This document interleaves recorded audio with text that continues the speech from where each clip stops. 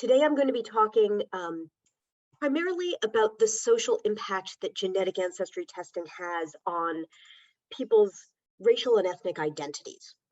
I've also done some work on how genetic ancestry testing affects the way that people think about race, whether they think of it as being more biological than a social construct. I wasn't able to fit both into the 30-minute talk, but I'm happy to answer questions about both at the end. So genetic ancestry tests, or GATs as I'll call them, are a billion-dollar industry. For as little as $59, you can get a test kit like this in the mail. You can send back a DNA sample and get a chart that purportedly analyzes what % of your ancestry is European, African, Native American, or Asian, for instance. And these categories tend to map onto popular concepts of race. More than 30 million people have taken these tests, and the sales more than doubled in 2017 and then again in 2018.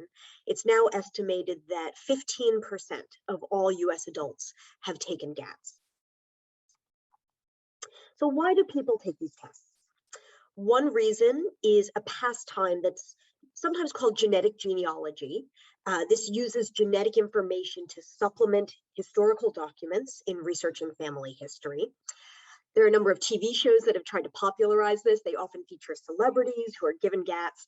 And for instance, on the 2014 show, Finding Your Roots, the Mexican-American actress Jessica Alba was tested, and she was told that she had diverse genetic ancestries, including European, Native American, African, and Jewish.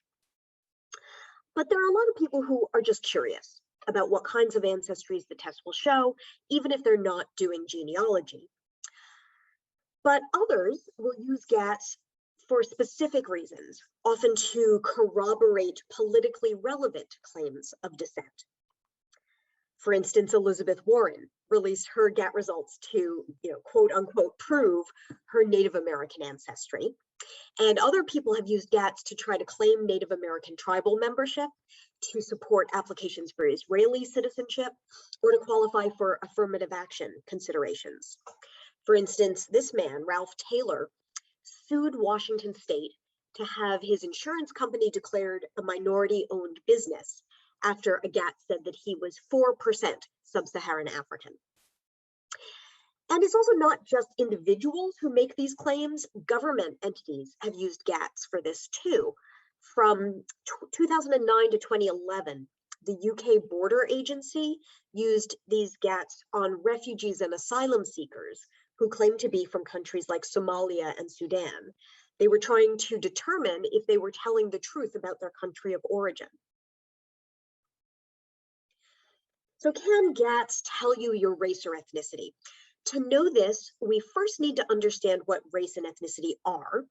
We use these terms all the time, but a lot of people have trouble defining them. So I'm a sociologist, and a common definition I use is that a race is a human group defined by itself or others as distinct by virtue of perceived common physical characteristics that are held to be inherent. Determining which characteristics constitute the race is a choice human beings make. Neither markers nor categories are predetermined by any biological factors. So what this means is that societies refer to biological characteristics in deciding what makes up a race, whether it's skin color or ancestry or height. But these are decisions that societies make. We could define it by shoe size if we wanted to, but we don't.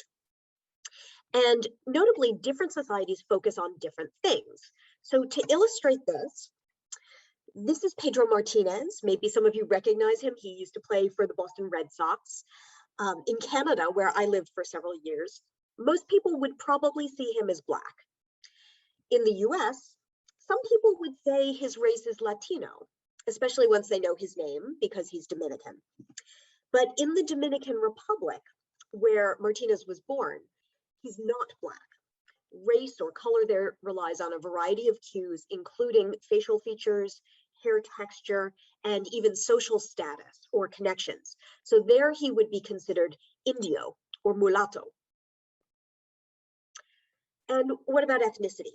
I would define ethnicity as a group that sees itself having a common ancestry, a shared history, and a cultural focus involving symbolic elements that define their sense of themselves as a people.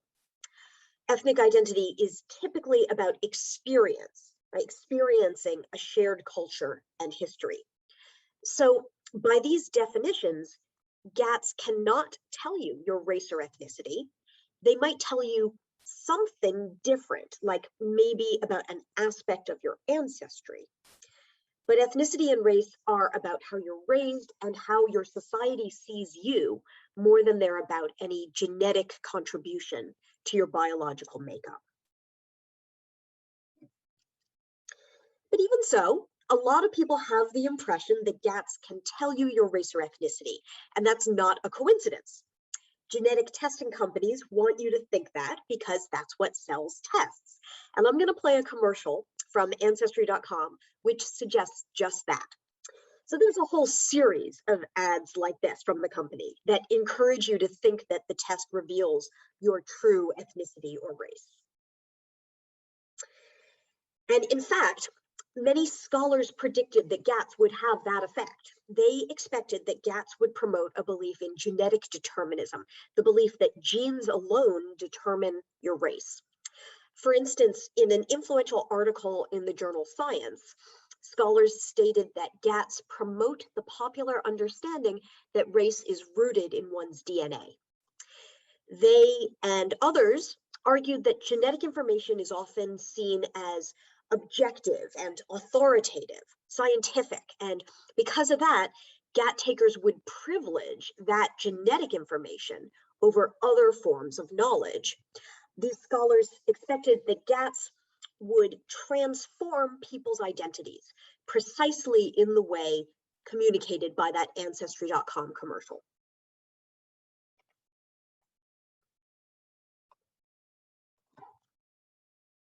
So one question I ask in my research is, how does taking GATS affect people's racial and ethnic identities? And understanding this is important for several reasons. First, it sheds light on the role that people attribute to genetic factors in identity formation relative to other factors. And also from a very practical standpoint, our censuses and statistics rely on ethnic or racial self-identification, as do most applications for college, employment, and housing. So it could have significant consequences if the millions of people who take these tests feel free to change how they identify. Before I describe my research, let me give you a quick primer on how GATS work.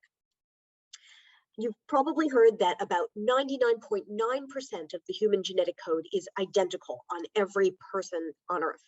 And GATS look at the remaining 0.1%, but really only a tiny fraction of locations within that 0.1%. In the genetic code, there are specific locations where some people have a G, for example, and others may have a T.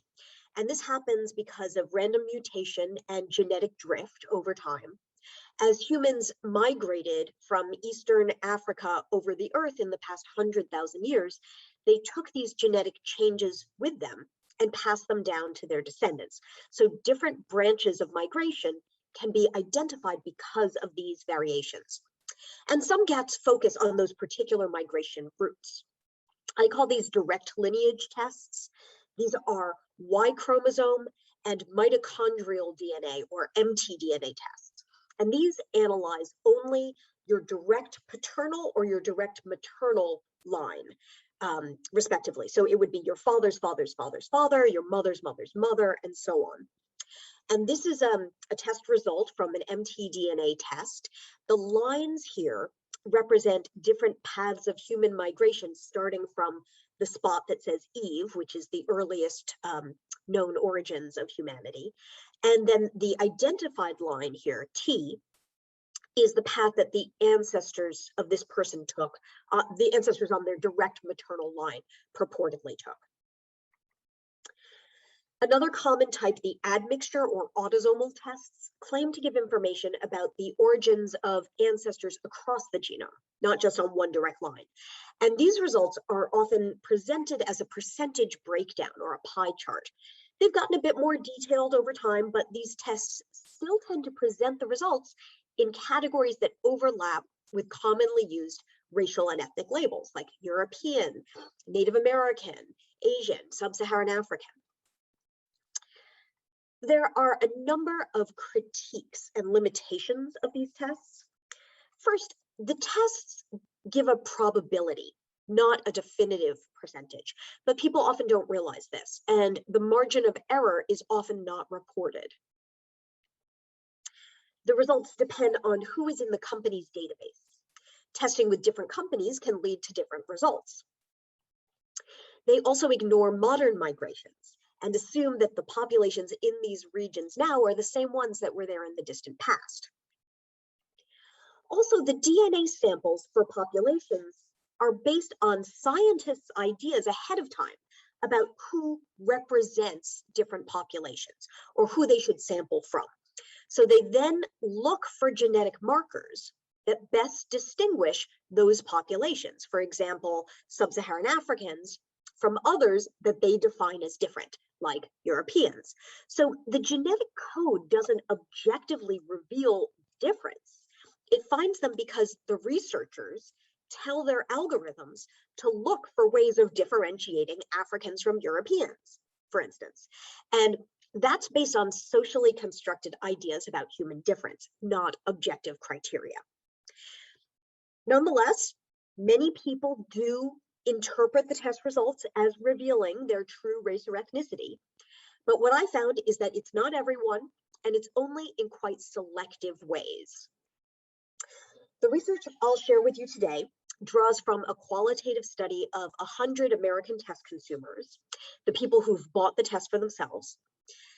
People who had taken GATs were recruited through an online survey with the link posted to a number of online forums and also sent out by 3 of the genetic ancestry testing companies. We recruited consumers who said they identified fully or partly as white, Black, Hispanic, Asian, or Native American before they took a GAT.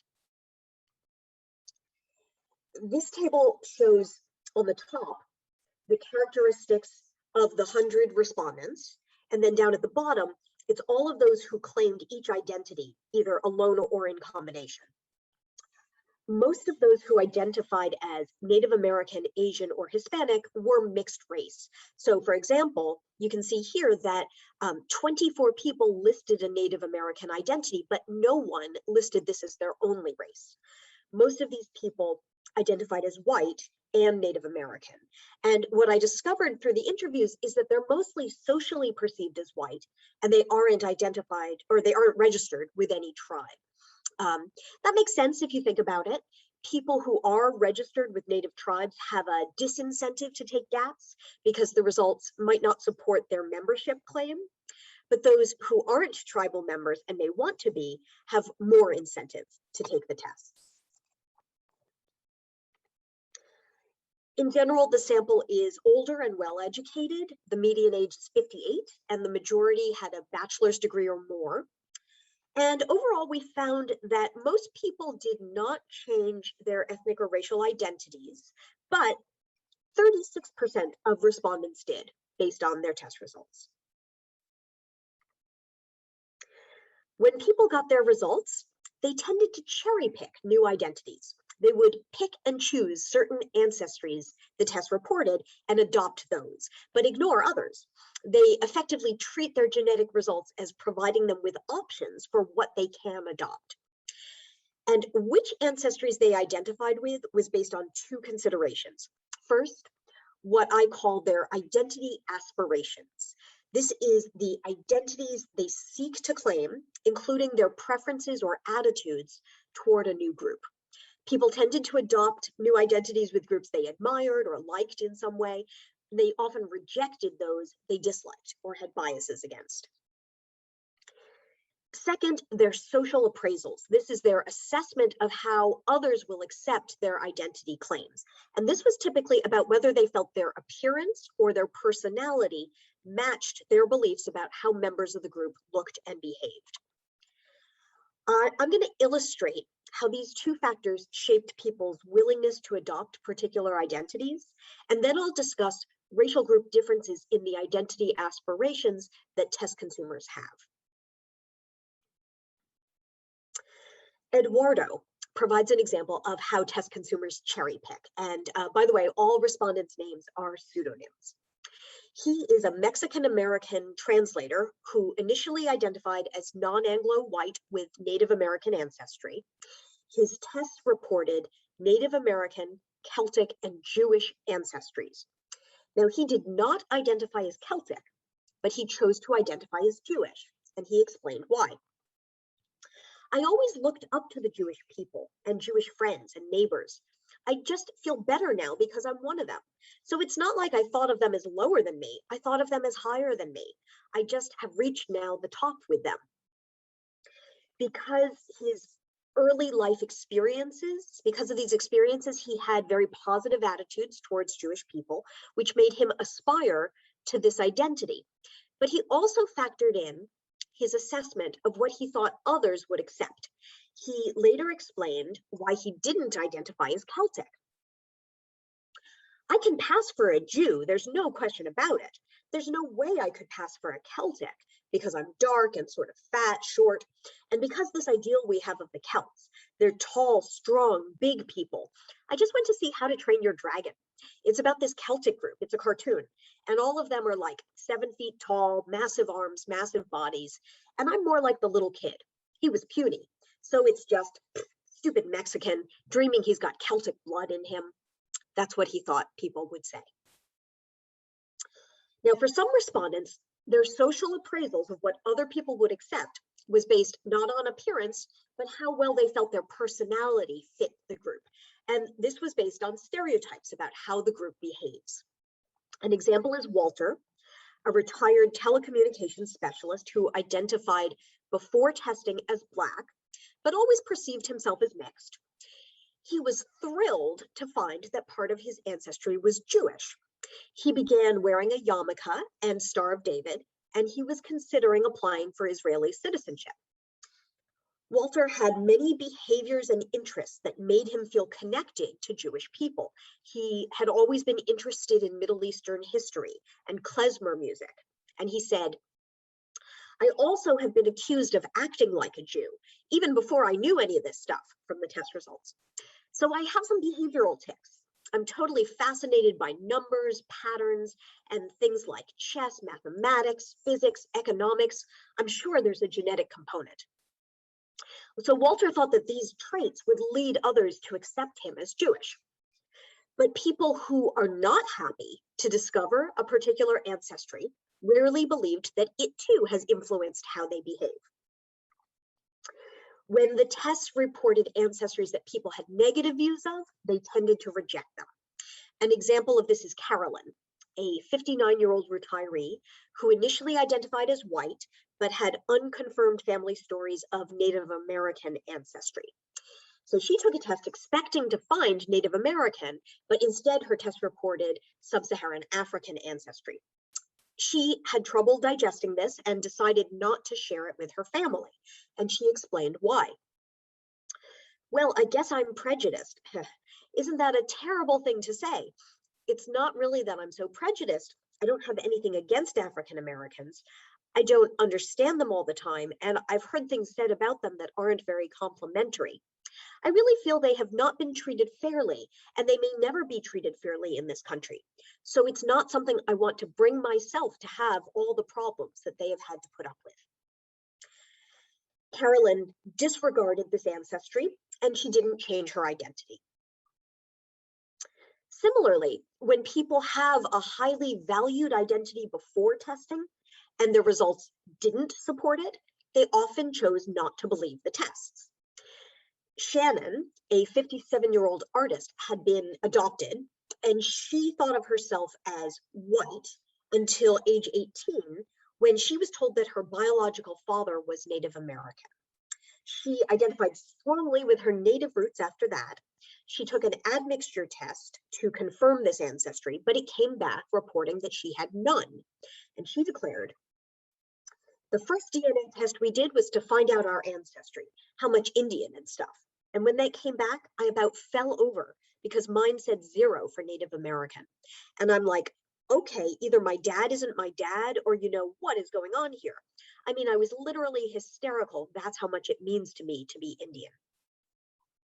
Shannon claimed she didn't fully understand how the test worked, but decided it simply must be wrong. And she continued to identify as white and Native American. And as her case shows, when people get test results they don't like, instead of deferring to the science, it can diminish their belief that the tests are providing scientific proof. Although all test consumers were influenced by their identity aspirations and their social appraisals, there were some noteworthy racial differences in who changed their identities. Those who identified as white before testing were the most likely to experience identity change, and those who identified as Black before testing were the least likely. On the left here, you see the respondents who listed those races alone or in combination. And then over here on the right, you can see that this pattern is even starker if we look at those who listed only white and only Black before testing. So what can account for these patterns? There were racial differences in identity aspirations, the identities people wanted to claim, and the motivations that lead to accepting a new identity. White respondents often expressed a desire to be more distinctive or unique, and many aspired to find something that would add a bit of spice to what they viewed as an otherwise boring background.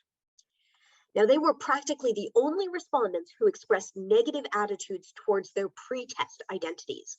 This is usually referred, they usually referred not to specific ethnicities when they did this, but to a general European or white identity. Louise, a 46-year-old filmmaker of Chinese and European descent, claimed, "It's boring to be white. I think that's going on with white people in America. There's a real disconnection with a lot of people. They just know they're American, and they don't really know anything about their connection to Europe, if they're Irish or Celt or German or whatever." So many white Americans whose families had been in the US for generations had lost track of their family's European origins. And white respondents often wanted a sense of belonging to something more distinctive than just white.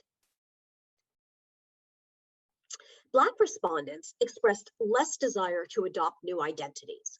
They often wanted to trace their roots to an African ethnic group for historical or genealogical reasons. They wanted to find a past beyond the slave trade. But they didn't see these ancestries as changing their identity as African American.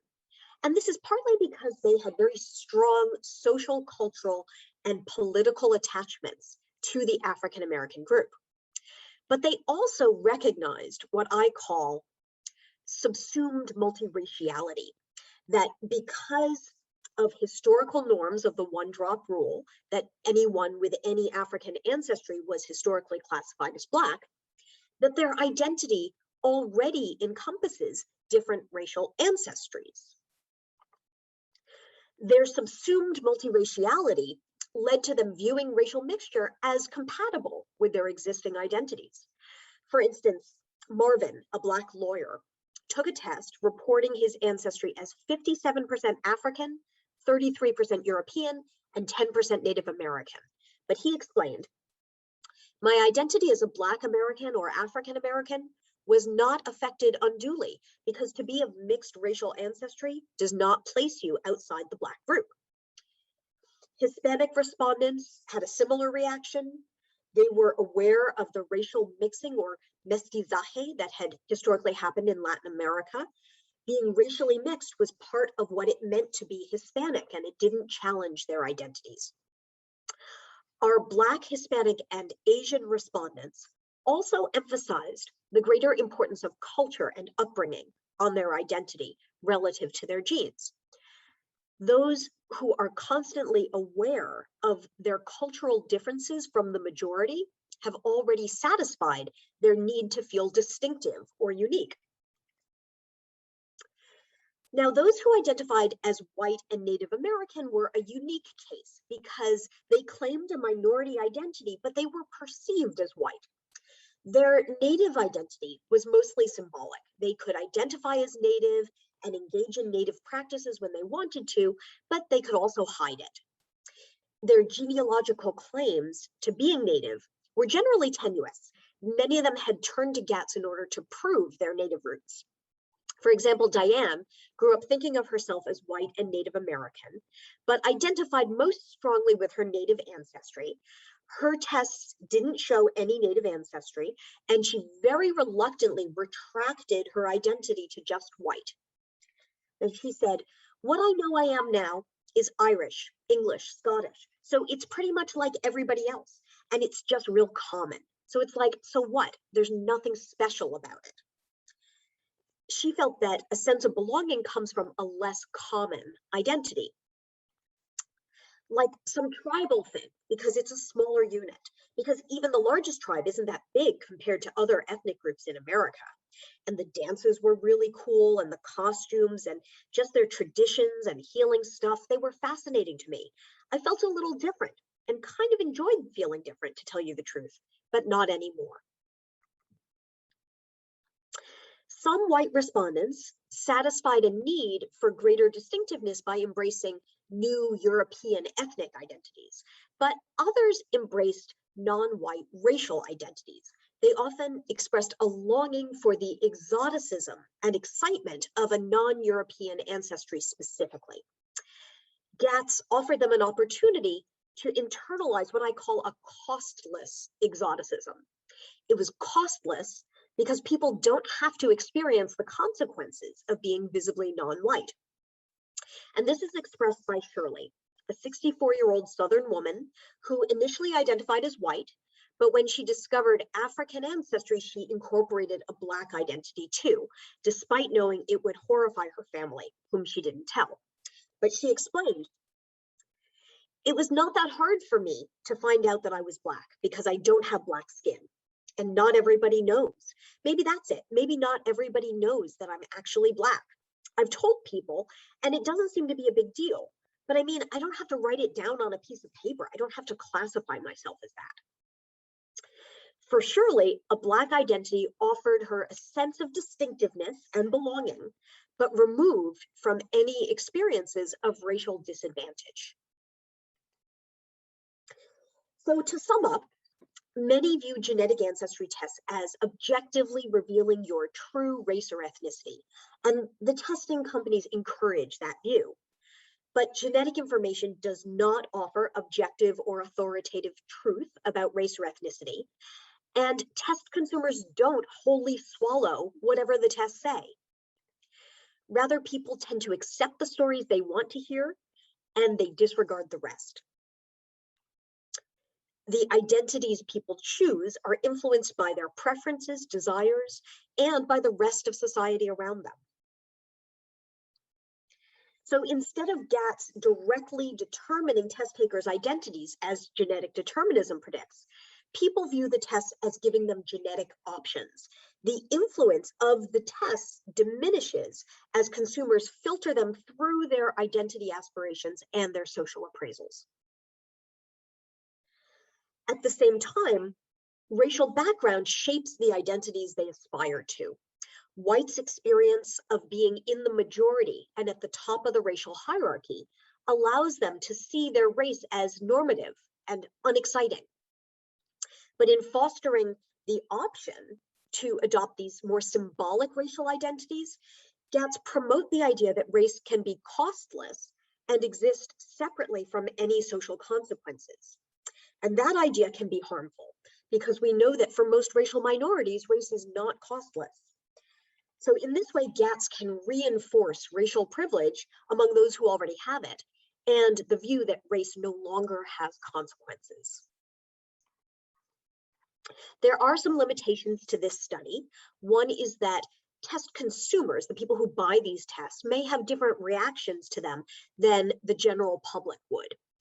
So we might expect that genetic ancestry information would have less impact on people who don't seek out or purchase the tests.